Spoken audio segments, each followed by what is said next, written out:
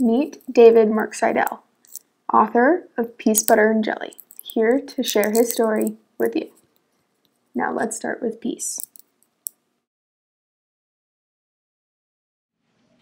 I want us to simplify that we're making friends with our mind. That's the assignment. So whenever we practice pausing, that's what we're doing. What were some of the benefits? Can you pin the tail on the donkey? Benefits, I would have to say, like, the main one for me would probably have to be, like, just clearing my mind, like, from worries and stuff that I had, like, taking my midterm or, like, struggles with homework or not wanting to go to class or something, so. Relaxation. Even if it wasn't, like, the most busy day, it was just, like, a moment of, like, relief, kind of. And silence, and, like, alone time.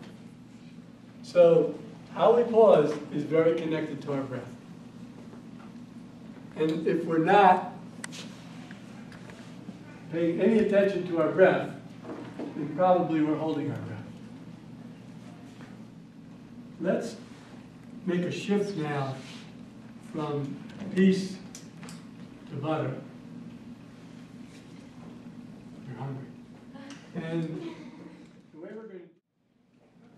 What is another reason for making friends with our belly? How is this going to affect our life? So how you eat affects how you feel. Anybody else feel that way? Right.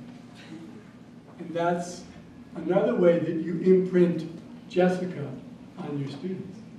So if Jessica has this beautiful homemade bread, people might say, "What's that?" They may have never seen that. And you can tell them. You know, you asked about, does my son meditate?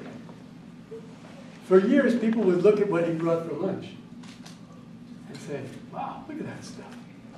What is that stuff?" Because it was so homemade that people had never seen people bring in things like that.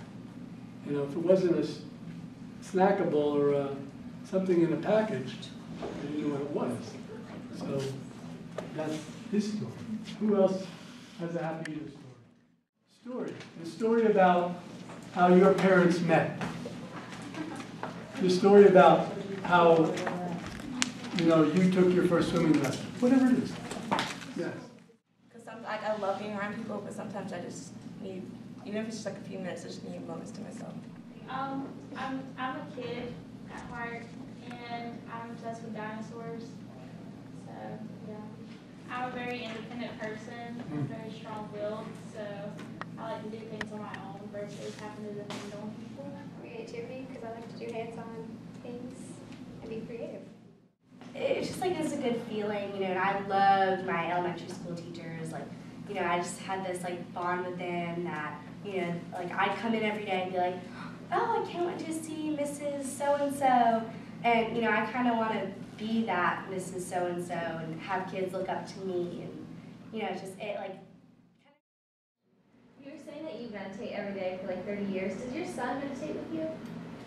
No, he has a unique practice of being 11 years old. And, you know, some children his age do have a regular meditation practice. He's surrounded by it, so, but it isn't something where he actually goes in the meditation room like we do, and he sits and meditates for 20 minutes or half an hour. Perhaps one day he will. All of these techniques that everyone is sharing and practicing are valuable for a lifetime. I dream, that's all I do. That's who I am. That's how I breathe. So that's my answer to this group, what it's like to be.